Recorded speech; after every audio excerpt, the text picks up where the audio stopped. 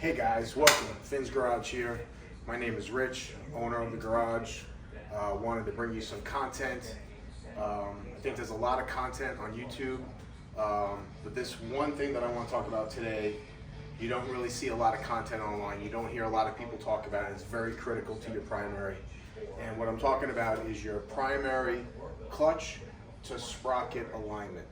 Right? We got a 2002 Dyna in here. Customer complaining about a lot of noise, a lot of clatter, a lot of banging going on.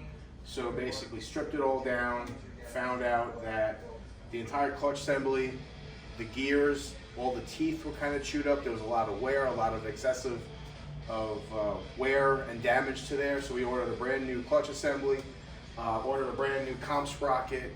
And one of the first things I noticed tearing us apart is I just visually looking at it without even doing any measurements, you could see that chain alignment was drastically off.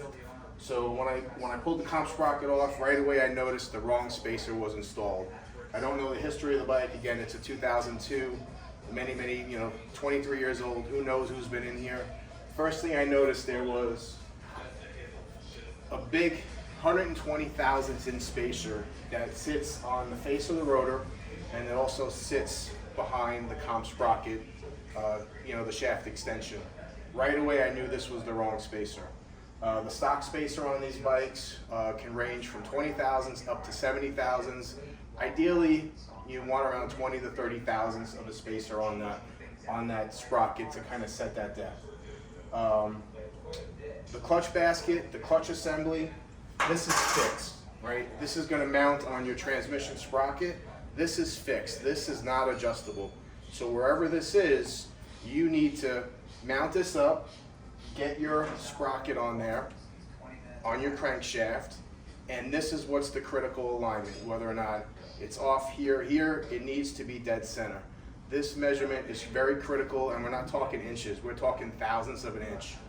The Harley spec is about 30 thousandths play left or right, right? So as close as you can get to that is the ideal space that you want, okay?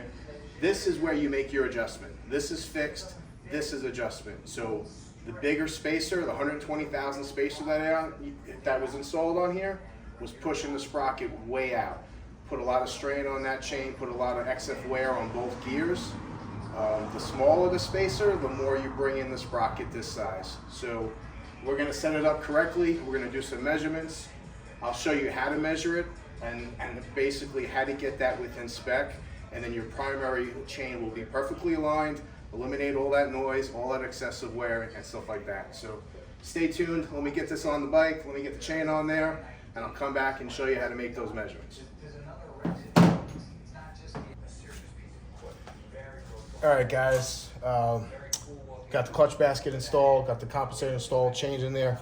When you do this measurement, you don't have to do the final torque, but you definitely want to have these seated in there with proper pressure so they're sitting against the back of the faces on these, where these mount. Another critical part is when you take this measurement, make sure your chain is tight, right? You don't want it loose and flapping, because then you can get that side to side measurement. And basically all you're gonna do is you're gonna take a measurement here, and you're gonna take a measurement here. And you want those measurements as close to the sprocket as possible to give you accurate representation of the alignment of the sprocket. So you get any straight edge, a ruler, anything metal that's perfectly straight, and you're gonna put it against the face of the chain, okay? You don't wanna get on any of the rivets, you just wanna get on the face of the chain, right here, and basically you're gonna take a measurement with your dial caliper, and you're gonna measure the gap from the edge of here to the surface of the primary. And that's gonna give you the spacing of where that chain is sitting, okay? So I'll show you right here, take my caliper right here, zero it out, set that up here like this. And again, you want to get it as close to the sprocket as possible. Sometimes with whatever you're using, straight edge, it may not be where you can get it as close as you possibly can, but right here is fine. And then you take a measurement from here, and you see what that measurement is.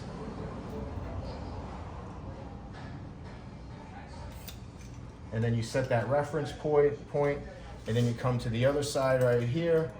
Again, based on this clutch assembly, the sprockets behind the starter gear here, the flywheel here. So just try to get it as close as you can and do the same exact measurement over here. Use your dial caliper and you're gonna basically measure the space between the edge of the straight edge to the surface of the primary, and you wanna make sure you're within 30 thousandths. 30 thousandths is the maximum spec.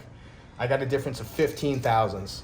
So, you know, it's gonna be extremely hard to get it perfect, and you're not gonna expect to get it perfect, but you want it less than 30 thousandths. So changing out that spacer behind the sprocket on the shaft extension to a 20 thousandths spacer versus the 120 thousandths spacer that was in there is now setting these up perfectly aligned.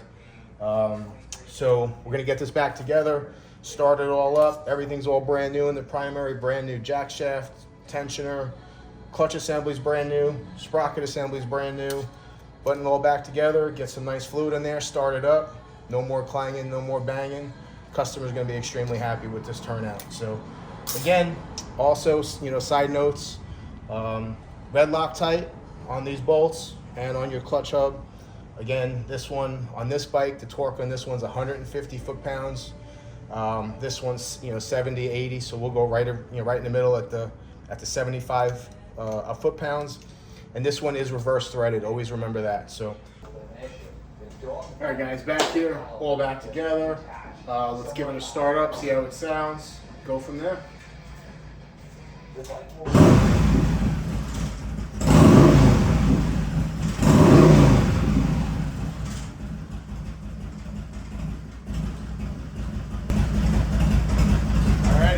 Tell, nice and quiet, no noise, no clanging, no banging. Job well done.